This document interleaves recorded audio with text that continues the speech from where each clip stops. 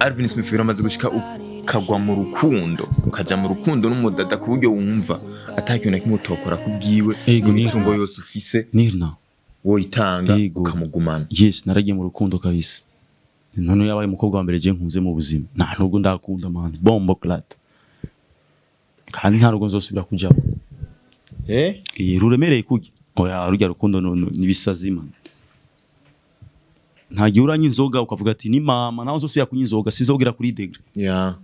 Ukazuranya uvuga ati sishaka kugera hariya. Reka nywe nigerere. Sishaka kuregwa kujya. N'inkundo nuko ari inkundo warakunze kubyo uvuga ati jamais dushaka n'ukundo uko ubu nzokwigerera zo maximize ibintu. Voilà. Wari wagize overdose y'urukundo. Ko none ndagira overdose ndafa. Ndagaruka. Numva Imana yavuze ati garuka wa musazi we ndagwaye denye